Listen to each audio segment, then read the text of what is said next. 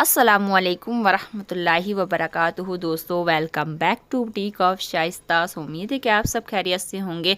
अल्हम्दुलिल्लाह मैं भी बिल्कुल ठीक हूँ। यहाँ पर आप देख सकते हैं कि मैंने बहुत ही प्यारा सा और सिंपल सा ट्राउज़र डिज़ाइन स्टिच किया है। जो लोग भी चाहते हैं कि हमारी ड्रेस खूबसूरत भी हो, डिज़ाइनर भी हो, साथ ही बजट फ्रेंडली भी हो, आज की वीडियो आप लोगों के लिए है। चलिए जी करते हैं वीडियो को स्टार्ट।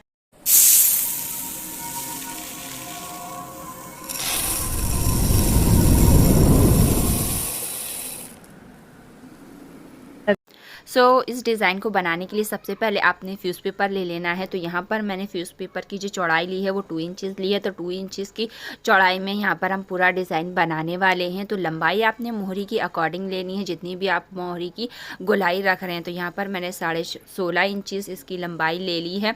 अब आपने फ्यूज़ पेपर को फोल्ड कर लेना है और ऊपर की साइड की तरफ 1/2 इंच फ्यूज़ पेपर छोड़ते हुए एक लाइन ड्रॉ कर लेनी है। उसके बाद ही हम नीचे जो हमें डिज़ाइन ड्रॉ करना है वो हम करेंगे। तो यहाँ पर जब भी आप लोगों को कोई डिज़ाइनिंग बनानी होती है तो उसके लिए पहले आप हार्ड पेपर पे शेप कटिंग कर लिया करें, उसके बाद ही डिज़ाइन ड्रॉ करें। तो इससे बहुत ही ईजी रहता है और आराम से आपका डिज़ाइन इक्वली पूरा पेस्ट होता है जहाँ पर भी आप ड्रॉ करना चाहते हैं। तो यहाँ पर आप देख सकते हैं कि मैंने एक हार्ड पेपर लिया जिसकी चौड़ाई और लंबाई 1 इंच और 1 पॉइंट है। तो अभी यहाँ पर हमने फ्यूज़ पेपर को डबल फोल्ड करके रखा हुआ है। तो जो बीच में हमें गैप छोड़ना है दोनों डिज़ाइन के बीच में, तो वो मैंने हाफ छोड़ा है, जितना भी हमें छोड़ना है। तो उसके बाद जब हम सेकंड वाला ड्रॉ करेंगे तो यहाँ पर हम 1 पॉइंट जितना गैप रख रहे हैं। अगर आप इसे ईज़िली मेजर करना चाहते हैं तो इसका आसान तरीका ये है कि आप जो भी बीड्स इसके सेंटर में यूज़ करने वाले हैं उसका जो भी साइज़ है उसके अकॉर्डिंग ही आपने सेंटर में गैप छोड़ना है। तो यहाँ पर मैंने बीड्स के अकॉर्डिंग यहाँ पर जो मार्क छोड़ा है वो थोड़ा कम ही छोड़ा है, ताकि बीच में चौड़ा ज़्यादा ना हो, ताकि जब हम बीड्स अटैच करें तो नीचे का डिज़ाइन हमारा ख़राब ना हो, टाइट ना हो। तो इसी तरीके से यहाँ पर हम गैप छोड़ते हुए जब भी आप लोगों को कोई भी डिज़ाइन फेस पेपर या फैब्रिक के ऊपर पेस्ट करना होता है तो हार्ड पेपर के ऊपर कटिंग करने के बाद ही करें। तो इससे आपका डिज़ाइन एक साइज़ का भी होता है और जल्दी भी बनता है और फिनिशिंग भी रहती है। तो इसी तरीके से हम पूरे पेपर पर ड्रॉ कर लेंगे और 2 पट्टियाँ रेडी कर लेंगे। तो इस डिज़ाइन को बनाना आप देख ही सकते हैं कि बहुत ही आसान है, इसे बिगनर्स भी बहुत ही ईजीली बना सकते हैं। तो अब हमने इसकी कटिंग कर लेनी है। कटिंग करने के बाद हम इसे फैब्रिक के ऊपर पेस्ट कर लेंगे जैसे हम मोहरी बनाते हैं इस तरीके से। तो यहाँ पर आप देख सकते हैं कि मैंने फेस पेपर को फैब्रिक के ऊपर पेस्ट कर लिया। ऊपर की साइड की तरफ हमने 1/2 इंच फैब्रिक छोड़ा है और नीचे की साइड की तरफ भी। तो ऊपर की साइड की तरफ हम फैब्रिक को फोल्ड करते हुए स्टिच कर लेंगे। अब हमने पैंट का फैब्रिक लेना है और पैंट की सीधी साइड हमने ऊपर की तरफ रखनी है और जो हमारा फ्यूज़ पेपर वाला फैब्रिक है उसकी सीधी साइड हमने नीचे की तरफ रखनी है। अब हम यहाँ पर दोनों फैब्रिक को एक कच्ची सिलाई से स्टिच कर लेंगे ताकि दोनों पैनल एक साथ अटैच रहें। जब हम डिज़ाइनिंग पे स्टिचिंग करें तो हमारी सिलाई अच्छे से हो, बीच में झोल वगैरह ना आए। तो अब दोनों साइड की तरफ जो एक्स्ट्रा फैब्रिक था वो मैंने कट कर लिया है। तो स्टार्टिंग से आप देख सकते हैं कि जो हमारा पहला वाला कट है वो काफ़ी पहले पड़ गया है, तो इसलिए मैंने पहला कट छोड़ दिया है। उसके बाद मैंने वैसे ही डिज़ाइन को स्टिच किया है जैसे हमने यहाँ पर कटिंग की है। तो डिज़ाइनिंग जो हम स्टिच कर रहे हैं तो यहाँ पर आपने टाँकी को थोड़ा छोटा कर लेना है, क्योंकि जो हमने सेंटर में गैप छोड़ा है वो काफ़ी कम है, तो कोई दिक्कत ना हो। तो इस तरीके से अब देखिए हमने स्टिच कर लिया, ये पूरा रेडी हो चुका है। तो अब हमने इसकी कटिंग कर लेनी है। यहाँ पर आप देख सकते हैं कि मैंने जो सेंटर्स में फैब्रिक था उसे कट लगाया। कट लगाने के बाद जो हमारा कॉर्नर्स हैं उनमें छोटे छोटे आपने कट्स दे लेने हैं, क्योंकि यहाँ पर चौकोर शेप है, ताकि फोल्ड होने के बाद इसमें सेंटर में जो गैप होगा वो ईजिली आए, कोई झोल वगैरह ना हो। और कॉर्नर्स पर देखें जो एक्स्ट्रा फैब्रिक होता है उसे भी मैंने थोड़ा कट कर दिया है, ताकि जब हमारा फैब्रिक फोल्ड होगा तो कॉर्नर्स मोटे मोटे ना रहें, फिनिशिंग के साथ हमारा पूरा डिज़ाइन रेडी हो।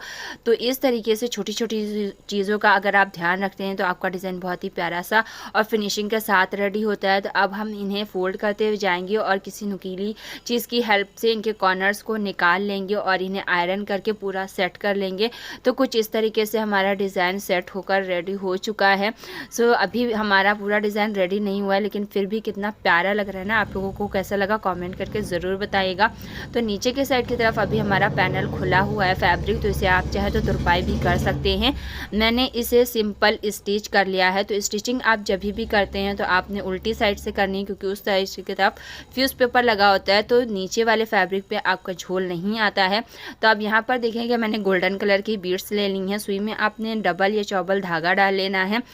सो यहाँ पर भी अब एक ट्रिक है कि आपने बीड्स अटैच कैसे करनी है, क्योंकि यहाँ पर तो हमारा पूरा डिज़ाइन बन चुका है। तो देखिए जो ओपन एरिया है वहाँ पर आपने सुई को डालना है और कॉर्नर से निकाल लेना है। यहाँ पर आपने एक बार और नॉट डाल लेनी है। तो हमने ओपन एरिया से इसलिए डाला है ताकि अंदर की साइड की तरफ हमारी नॉट चली जाए और बाहर की साइड की तरफ फिनिशिंग रहे। तो यहाँ पर आप देख सकते हैं कि कैमरा ऑफ होने की वजह से 2 बीड्स मेरी पहले ही अटैच हो चुकी हैं।